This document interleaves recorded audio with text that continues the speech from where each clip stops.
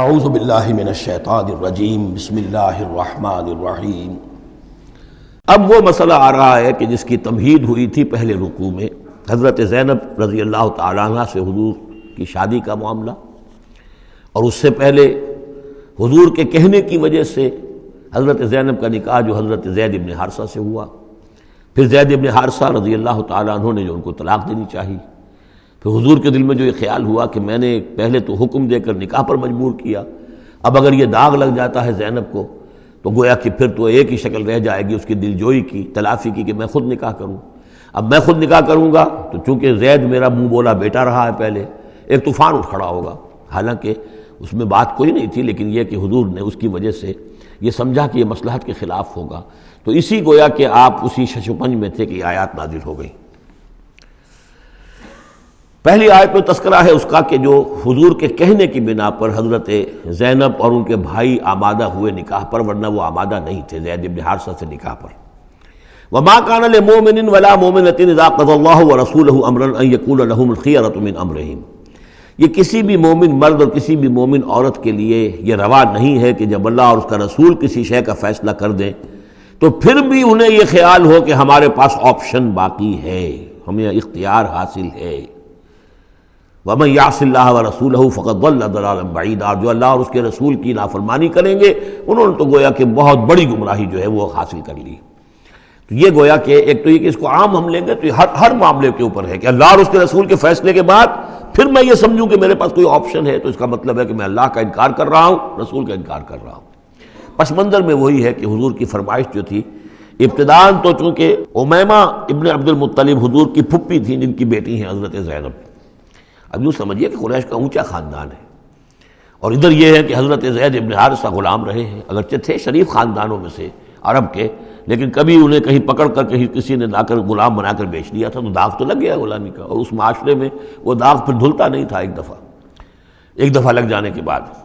تو اس وجہ سے اب انہوں نے حضور کے لیے، حضور کے فرمانے کی وجہ سے نکاح کیا، اس کے بعد نہیں ان کی نبھی آپس میں، اور اس میں گمان غالب یہ ہے کہ حضرت زینب انہیں وہ نہیں دے سکیں احترام اور ادب اور ان کی مرضی پر چلنے کا معاملہ، جیسا کہ ایک عورت کو فالصالحات قانتات حافظات للغیب جو رویہ ہونا چاہیے، اب وہ اپنے جذبات اور احساسات کے اوپر اس درجے جو ہیں وہ کنٹرول نہ کر سکیں، لہذا ان کے مابین جو ہے وہ موافقت نہیں ہوئی۔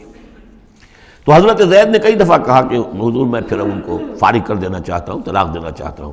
استقول للذی انعم اللہ علیہ وانعمت علیہ امسک علیک زوجک، اے نبی جب آپ کہتے تھے اب اس شخص سے کہ جس پر اللہ نے بھی انعام فرمایا اور آپ نے بھی انعام فرمایا، آپ نے اسے آزاد کر دیا، اپنا منہ بولا بیٹا بنایا تھا، یہ دوسری بات ہے کہ اللہ نے وہ بات ختم کر دی، یہ تو زید ابن محمد کہلاتا تھا، اب یہ زید ابن حارثہ رہ گیا دوبارہ۔ آپ اس سے کہتے رہے امسک علیک زوجک، نہیں اپنی بیوی کو روکے رکھو، گھر میں آباد رکھو، ذرا اور کوشش کرو، ذرا اور کہ مزاجوں کی موافقت ہو جائے، واتق اللہ، اللہ سے ڈرو، اللہ کا تقوی اختیار کرو، وتخفی فی نفسک ما اللہ مبدیہ، اور آپ اپنے دل میں چھپائے ہوئے تھے وہ بات جو جس کو کہ اللہ تعالیٰ اللہ مبدی، جسے اللہ تعالیٰ کھولنا چاہتا ہے۔ وتخشى الناس، آپ لوگوں سے ڈر رہے تھے، واللہ احق ان تخشاہ، جبکہ اللہ زیادہ حقدار ہے اس کا کہ آپ اس سے ڈریں۔ فلما قضى زید منها وطرا، تو جب زید نے اس سے آخری قطع تعلق کر لیا، یعنی زکوٰۃ بھی دے دی، وہ طلاق بھی دے دی اور پھر عدت بھی پوری ہو گئی، زوجناکہا، اے نبی ہم نے تزویج کر دی ہے اس کی تمہارے ساتھ، زوجہ بنا دیا ہے، ہم نے نکاح کر دیا ہے۔ حضرت زینب پھر یہ کہا کرتی تھیں دوسری ازواج مطہرات سے، فخر کرتی تھیں کہ تمہارے نکاح سب کے جو ہیں زمین پر ہوئے ہیں، میرا نکاح آسمان پر ہوا ہے۔ جب حضور نے شادی کی ان سے پھر تو اللہ نے نکاح کیا، اللہ نے نکاح پڑھایا ہے۔ زوجناکہا، ہم نے اسے آپ کی زوجیت میں دے دیا، کہ لا یکون علی المؤمنین حرج فی ازواج ادعیائہم، تاکہ یہ آئندہ کے لیے یہ جاہلی رسم کا خاتمہ ہو جائے اور منہ بولے بیٹوں کی بیویوں کے بارے میں اہل ایمان پر کوئی تنگی نہ رہے۔ منہ بولا بیٹا تھا، اس کی بیوی تھی، بیٹا یہ فوت ہو گیا، اس کی بیوی سے آپ شادی کر سکتے ہیں، اسی طریقے سے اگر وہ اس کو طلاق دے دی ہے شادی کر سکتا ہے۔ یہ محرمات ابدیہ میں سے نہیں ہے، محرمات ابدیہ کی فہرست سورہ نساء کے اندر آ چکی ہے۔ وَكَانَ أَمْرُ اللَّهِ مَفْعُولًا، اور یہ تو اللہ کا وہ فیصلہ تھا کہ جو بہرحال پورا ہو کر رہنا تھا۔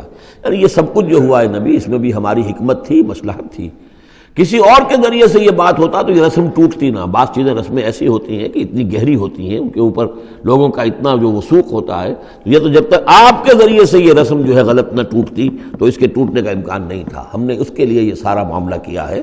ما کان علی النبی من حرج فیما فرض اللہ لہ، نبی پر کوئی حرج نہیں ہے، کوئی مضائقہ نہیں ہے اس چیز میں جو اللہ نے اس کے اوپر عائد کر دی ہے، فرض کر دی ہے.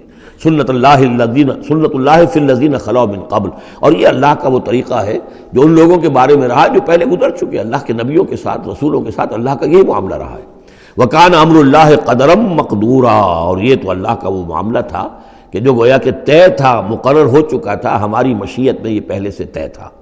الذین یبلغون رسالات اللہ ہے وہ اللہ کے نبی کہ جو ہم اللہ کے پیغامات کو پہنچانے پر مامور ہوتے ہیں. وَيَخْشَوْنَهُ، اور صرف اسی سے ڈرتے ہیں. وَلَا يَخْشَوْنَ أَحَدًا إِلَّا اللَّهُ، اور نہیں ڈرتے کسی اور سے اللہ کے سوا. وَكَفَى بِاللَّهِ حَسِيبًا، اور اللہ تعالیٰ کافی ہے کفایت کرنے والا یا حساب لینے والا.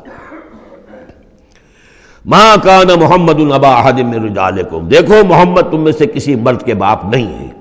حضور کو اللہ تعالیٰ نے اولاد نرینہ نہیں دی، جو دی تھی بچپن ہی میں اسے اٹھا لیا. آخری عمر میں بھی یہ سمجھیے کہ حضرت ماریہ قبطیہ ان کے بطن سے حضرت ابراہیم کی ولادت ہوئی ہے. اور یہ ایک عجیب مسئلہ ہے کہ حضرت ابراہیم کے عقد میں یا آپ کے نکاح میں آئیں ہاجرہ، وہ بھی مصر کی تھیں جن سے اسماعیل کی ولادت ہوئی. اسماعیل کی نسل میں حضور ہیں صلی اللہ علیہ وسلم. پھر مصر ہی سے ایک ماریہ قبطیہ آ رہی ہیں، اور ان کے بطن سے جو بیٹا ہوا اس کا نام حضور نے ابراہیم رکھا. اور حضور کو بہت محبوب بھی تھا، لیکن وہ بہت ہی چھوٹا حصہ تھا، بچپن میں ہی فوت ہو گیا ہے، اور حضور کو اس کا افسوس بھی ہوا. یا ابراہیم و انا لفراقک محزونون، یا ابراہیم ہم تمہاری جدائی سے بڑے محزون ہیں، ہمیں رنج ہے. بہرحال ما کان محمد ابا احد من رجالکم، تمہارے مردوں میں سے کسی کے باپ نہیں ہے. یہ زید ابن حارثہ کے باپ نہیں ہے. زید ابن حارثہ منہ بولا بیٹا تھا. اب جب کہ ہم نے حکم نازل کر دیا ہے اب وہ سارا سلسلہ منقطع ہو گیا.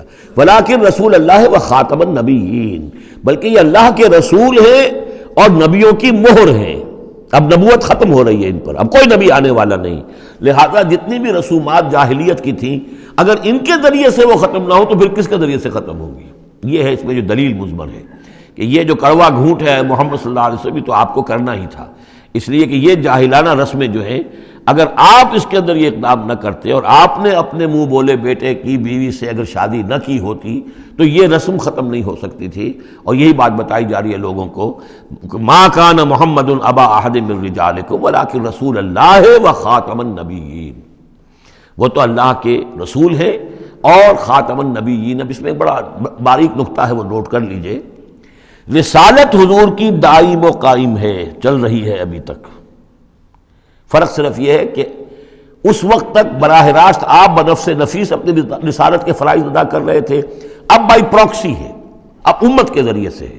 جو بھی آپ کے امتی ہیں، جو بھی دین کے خادم ہیں، جو بھی قرآن کے پیغام کو پہنچا رہے ہیں، جہاں جہاں تک پہنچا رہے ہیں وہ رسالت محمدی کا پیغام پہنچ رہا ہے. رسالت محمد کی ہے صلی اللہ علیہ وسلم. جیسے کہ ہم نے سورہ انعام میں آیت پڑھی تھی، اوحی الی ھذا القرآن لانذرکم بہ ومن بلغ، اے نبی ان سے کہہ دیجئے یہ قرآن مجھ پر وحی کیا گیا ہے تاکہ اس کے ذریعے سے میں تمہیں بھی خبردار کر دوں اور جسے بھی یہ قرآن پہنچ جائے. اسی لیے امت کو آپ ہدایت دے کر گئے تھے، فَلْيُبَلِّغِ الشَّاهِدُ الْغَائِبَ، اب یہ تمہارا کام ہے اس قرآن کی تبلیغ کرو اور پہنچاؤ، جو بھی یہاں نہیں ہے ان تک پہنچاؤ. تو گویا کہ رسالت محمدی ختم نہیں ہوئی ہے، رسالت محمدی تو چل رہی ہے. لہذا ختم کا لفظ جو آیا ہے وہ رسالت کے ساتھ نہیں آیا، نبوت کے ساتھ آیا. نبوت ختم ہو گئی جب وحی کا دروازہ بند ہو گیا، نبوت ختم ہو گئی. نبوت محمدی آپ کی ذات کے ساتھ تھی. وہ جیسے ہی آپ کی ذات جو ہے وہ اس دنیا سے اس نے پردہ کیا، اس کے ساتھ ہی آپ کی وہ نبوت کا دروازہ بند ہو گیا. لیکن رسالت محمدی وہ تو دائم و قائم ہے. اسی لیے یہاں دیکھیے ولیکن رسول اللہ ہے وخاتم النبیین، آپ تو اللہ کے رسول ہیں اور دائم ہیں اور قائم ہیں اور خاتم النبیین ہیں اور نبیوں کی مہر ہیں. وکان اللہ بکل شیء علیما، اور یقیناً اللہ تو ہر چیز کا علم رکھنے والا ہے. صدق اللہ العظیم.